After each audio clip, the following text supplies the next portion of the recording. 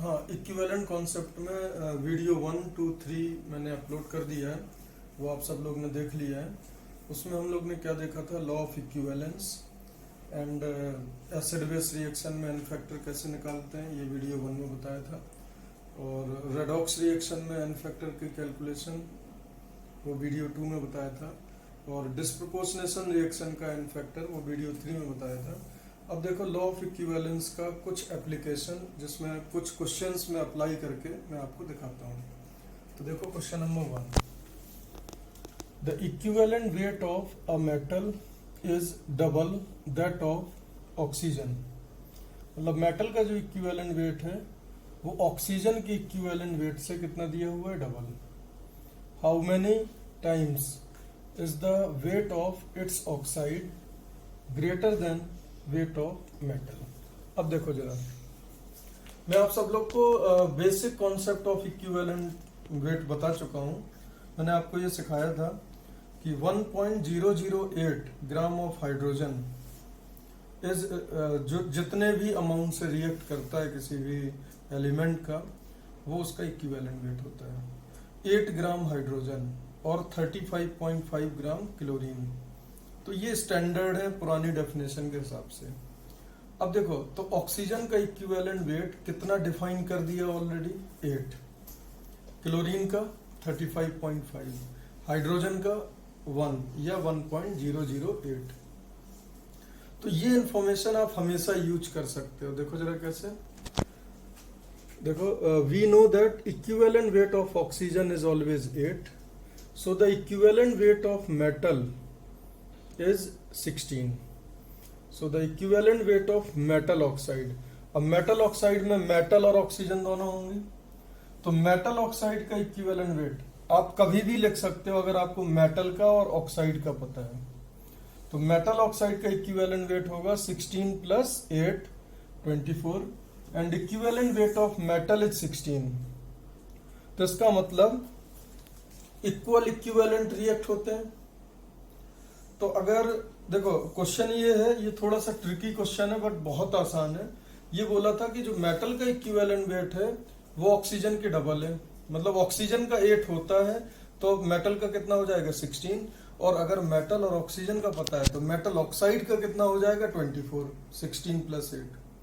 अब अगर 24 ग्राम metal oxide बन रहा है तो उसमें मेटल कितना रिएक्ट हुआ, 16। यही क्वेश्चन है कि जो मेटल ऑक्साइड का वेट है वो मेटल से कितना गुना है। तो अगर मेटल ऑक्साइड अगर 24 ग्राम रिएक्ट हो रहा है या बन रहा है तो उसमें 8 ग्राम ऑक्सीजन है और 16 ग्राम मेटल है। तो मेटल 16 है और मेटल ऑक्साइड 24 है, तो कितने टाइम्स हो जाएगा, 1.5 टाइम्स। तो आपका जो आंसर आएगा वो क्या हो जाएगा, ए। We know that equivalent weight of oxygen is 8, so the equivalent weight of metal is 16. ये क्वेश्चन में गिवन है। So the equivalent weight of metal oxide will be 16 plus 8 and equivalent weight of metal is 16. तो अब हम ये बोल सकते हैं कि 16 ग्राम मेटल 24 ग्राम मेटल ऑक्साइड प्रोड्यूस करेगा, क्योंकि इक्वल इक्विवेलेंट होते हैं ना। So the weight of metal oxide will be 1.5 times greater than wait of metal. Option A should be correct. अब देखो इस तरीके से एक मैं आपको बहुत प्यारा कॉन्सेप्ट बताता हूं जो आप यूज कर सकते हो काफी जगह। जैसे अगर आपको दिया है MXNY, ध्यान से देखना, और आपको गिवन है इक्विवेलेंट वेट ऑफ M अगर A गिवन है और इक्विवेलेंट वेट ऑफ N अगर आपको B गिवन है। क्लियर है? तो पता है इसका इक्विवेलेंट वेट कितना आएगा, A प्लस B। कैसे, देखो जरा ध्यान से, M प्लस N से ही तो बनेगा MXNY। यहाँ X आएगा, यहाँ Y आएगा। तो बेटा इनके इक्वल इक्विवेलेंट रिएक्ट होंगे, इनके इक्वल इक्विवेलेंट रिएक्ट होंगे और इसके इक्वल इक्विवेलेंट बनेंगे। क्लियर है? तो क्या होता है कि इसका जो अगर इक्विवेलेंट वेट, इसका इक्विवेलेंट वेट अगर A है और इसका इक्विवेलेंट वेट अगर B है तो इसका equivalent weight A plus B होगा। आप डायरेक्टली लिख सकते हो। जैसे हाइड्रोजन का इक्विवेलेंट वेट कितना मानना है 1, ऑक्सीजन का 8, क्लोरीन का 35.5। बेटा अगर कोई एक ऐसा मेटल है जिसका इक्विवेलेंट वेट X गिवन है तो उसके पता मेटल हाइड्राइड का इक्विवेलेंट वेट क्या होगा, मेटल हाइड्राइड का बेटा X प्लस 1, मेटल ऑक्साइड का X प्लस 8 और मेटल क्लोराइड का X प्लस 35.5। आप डायरेक्टली कर सकते हो। आपको ये ध्यान देने की जरूरत नहीं है कितने मेटल के एटम है और कितने क्लोरीन के एटम है, क्योंकि आपको मॉलिक्यूलर वेट नहीं लिखना है, आपको एक्चुअल वेट नहीं लिखना है, आपको सिर्फ वो लिखना है जिन प्रोपोर्शन में वो रिएक्ट हुए हैं। तो ये बहुत एक प्यारा कॉन्सेप्ट बन गया। अगर आपको मेटल का वेट पता है और ऑक्सीजन का इक्विवेलेंट वेट पता है तो मेटल ऑक्साइड का इक्विवेलेंट वेट आप जस्ट ऐड कर दो, उसमें मेटल के कितने भी एटम हो कोई अंतर नहीं पड़ता, ऑक्सीजन के कितने एटम हो कोई अंतर नहीं पड़ता। तो MXNOI में आपको अगर MXNOI का इक्विवेलेंट वेट चाहिए तो सिर्फ आप M का इक्विवेलेंट वेट पता कर लो, N का पता कर लो और जस्ट ऐड कर दो। ये बहुत ही ब्यूटीफुल कॉन्सेप्ट है और ये आप यूज करोगे तो बहुत सारे क्वेश्चंस आपके सॉल्व हो जाएंगे। जैसे कि एक क्वेश्चन मैंने आपको करके बताया, ये जल्दी से देख लो। MXNOI, M का इक्विवेलेंट वेट A है, N का B है, तो MXNOI का डायरेक्ट A प्लस B होगा, डायरेक्ट A प्लस B होगा। इसका अगर A है, इसका B है, तो इसका क्या होगा A plus B, irrespective of the stoichiometric coefficient. Hydrogen का इक्विवेलेंट वेट 1 होता है बाय डेफिनेशन, ऑक्सीजन का 8 और Cl का 35.5। किसी भी मेटल हाइड्राइड का आप निकालो X प्लस 1 होगा अगर मेटल का इक्विवेलेंट वेट कितना है X। मेटल ऑक्साइड का X प्लस 8, मेटल क्लोराइड का X प्लस 35.5। तो होपफुली ये आपको समझ आ गया होगा। अब देखो जरा आगे, now we will move to question number 2। देखो जरा question number 2। During the disproportionation of I2 to I minus, iodine को iodide ion and iodate ion में डिस्प्रोपोर्शनेट किया। The ratio of iodate ion and iodide ion formed in alkaline medium. Options given are 1:5, 5:1, 3:1 and 1:3.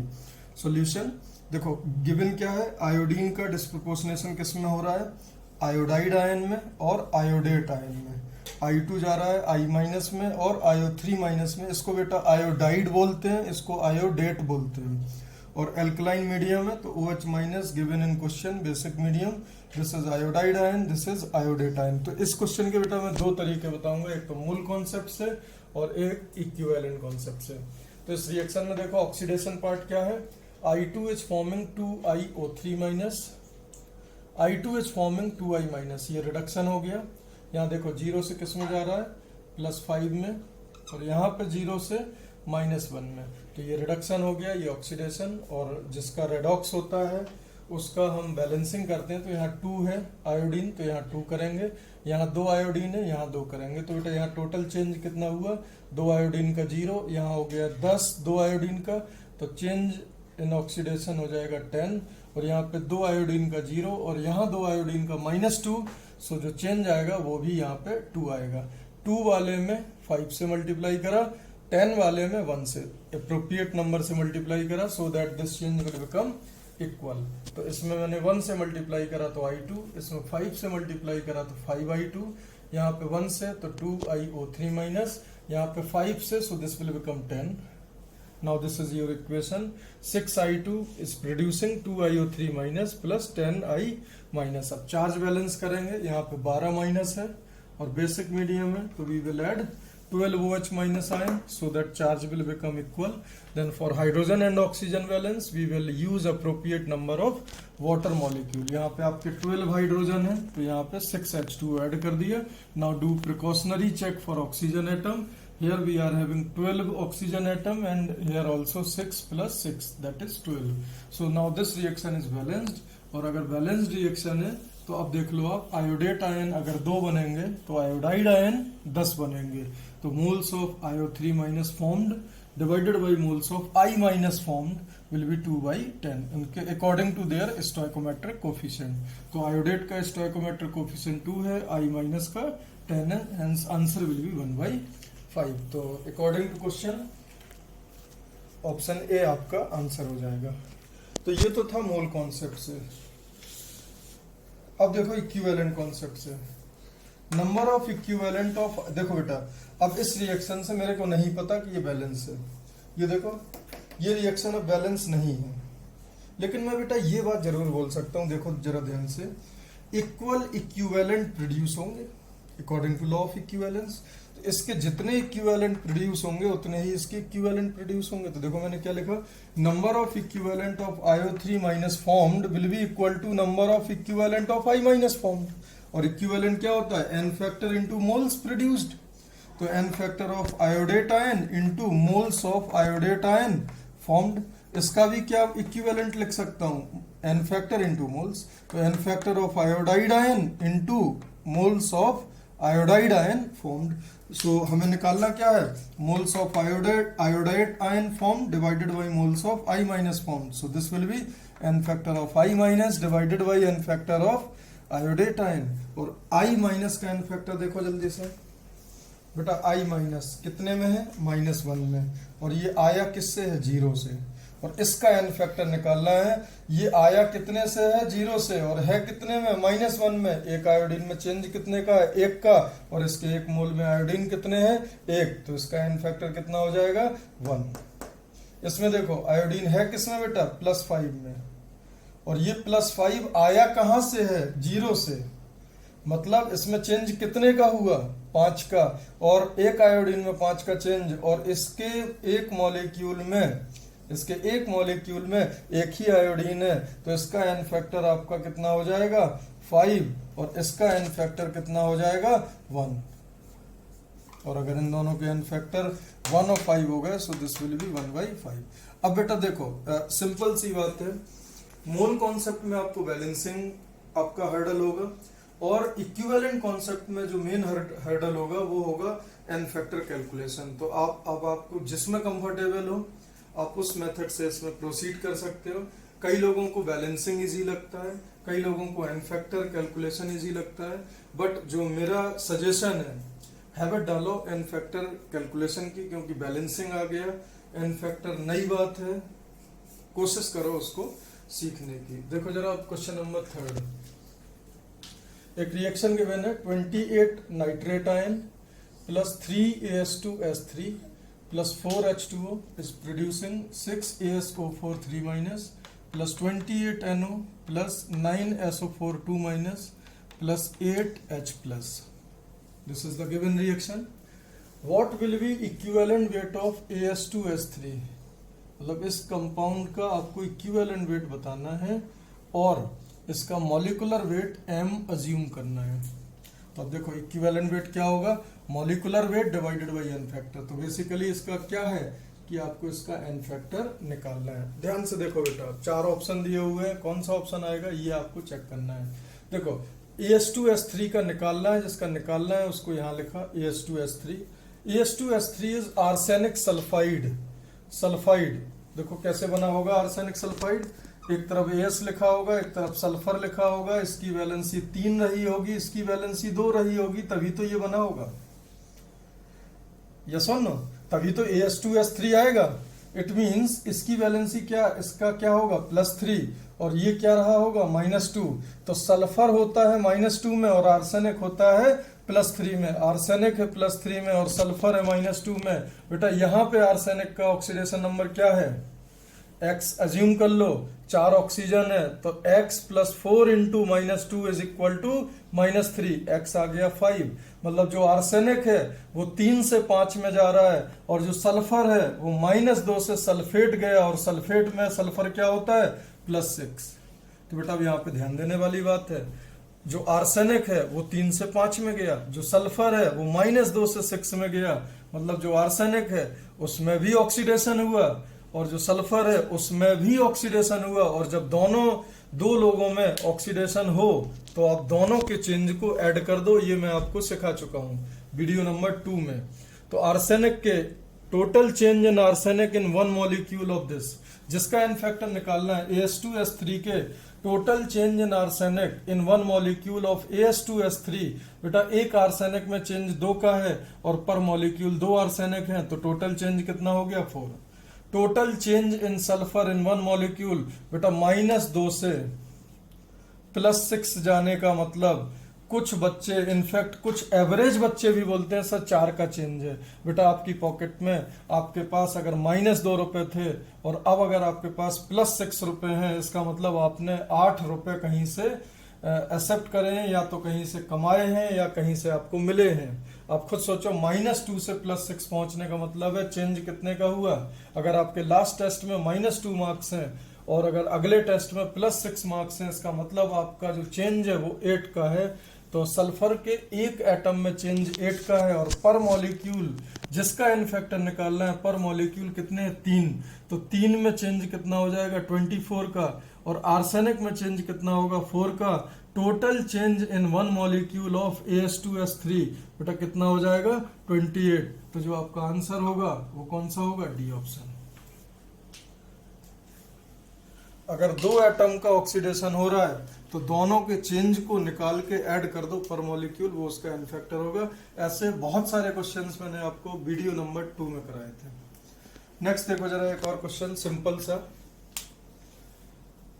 X millimole of KMnO4 reacts completely with Y millimoles of MnSO4 in presence of phosphide ion in presence of fluoride ion to give MnF4 quantitatively। then अब देखो बेटा question ये है कि KMnO4 में Mn का oxidation number क्या है +7, MnSO4 में Mn का +2। ये दोनों फ्लोराइड आयन की प्रेजेंट में रिएक्ट हो रहे हैं और MnF4 बना रहा है, मतलब Mn किस में जा रहा है +4 में। तो देखो जरा KMnO4 +7, KMnO4 में Mn का क्या है +7, MnSO4 में Mn का क्या है +2। In presence of fluoride ion क्या बना रहा है MnF4, तो MnF4 में क्या है +4। बेटा आप देखो KMnO4 का Mn +7 से किस में गया +4 में, चेंज कितने का हुआ 3 का, और इसके पर मॉलिक्यूल में Mn कितने हैं 1 एटम, तो इसका मतलब इसका एन फैक्टर कितना हो गया 3। N factor of KMnO4 3। बेटा MnSO4 में Mn का ऑक्सीडेशन नंबर कितना है 2, गया किस में है 4 में, एक Mn में कितने का चेंज 2 का, और इसके एक मॉलिक्यूल में Mn कितने हैं 1, तो इसका एन फैक्टर कितना हो जाएगा 2। बहुत इजी है, बहुत ज्यादा इजी है। इसका रिडक्शन हो रहा है, इसका ऑक्सीडेशन हो रहा है, ये 7 से 4 में जा रहा है 3 का चेंज, ये 2 से 4 में जा रहा है 2 का चेंज, इसका एन फैक्टर 3, इसका एन फैक्टर 2। अब देखो इक्विवेलेंट कॉन्सेप्ट का ब्यूटी देखो, इक्वल इक्विवेलेंट ही तो बेटा रिएक्ट होंगे, इक्विवेलेंट जो रिएक्ट होंगे उनके वो क्या होंगे इक्वल। तो देखो जरा equivalent of KMnO4 reacted is equal to equivalent of MnSO4 reacted. तो एन फैक्टर, अब इक्विवेलेंट क्या होता है n factor of KMnO4 into moles of KMnO4 reacted, n factor of MnSO4 into moles of MnSO4 reacted. देखो equivalent क्या होता है n factor into मोल, इसका एन फैक्टर कितना है 3, इसका एन फैक्टर कितना है 2, और इसके कितने मोल दिए हुए x मिलीमोल है, तो मोल कितने हो जाएंगे x इंटू 10⁻⁻3, इसके कितने हैं y इंटू 10⁻⁻3, और this is 2, this is 3, 10⁻⁻3 cancel. Now we will have 3x is equal to 2y, 3x is equal to 2y, मतलब कौन सा नंबर बड़ा होगा x और y, डेफिनेटली आपका y बड़ा होगा, और अगर y बड़ा है तो ऑप्शन कौन सा आ जाएगा डी ऑप्शन। तो देखो मैंने आपको ये जो 4 क्वेश्चन लिए हैं ये चारों डिफरेंट वैरायटी के क्वेश्चन हैं, ठीक है। पहला जो क्वेश्चन था वो अपना एंशिएंट कॉन्सेप्ट, जो बिल्कुल पुराना कॉन्सेप्ट था उस पर बेस्ड था। दूसरा जो क्वेश्चन था मैंने आपको डिस्प्रोपोर्शनेशन का लिया, डिस्प्रोपोर्शनेशन में का हल्का सा रिवीजन करवाया, और जो तीसरा क्वेश्चन था वो आपका 2 लोग ऑक्सीडाइज हो रहे हैं एक में और दोनों में चेंज ऐड करा, और तीसरा मैंने लिया जिसमें इक्वल इक्विवेलेंट को रिएक्ट करके बेसिकली इक्विवेलेंट बराबर कराए और उनके एन फैक्टर और मोल के रिलेशन से हमने क्वेश्चन सॉल्व करे। तो इस तरीके के क्वेश्चंस अभी आपको मैं और करवाऊंगा। ये तो अभी जस्ट कॉन्सेप्ट हमने पढ़े हैं, आप वीडियोस देखो लगातार, उन कॉन्सेप्ट को फील करो और ऐसे क्वेश्चंस हम लोग करते रहेंगे। Thank you.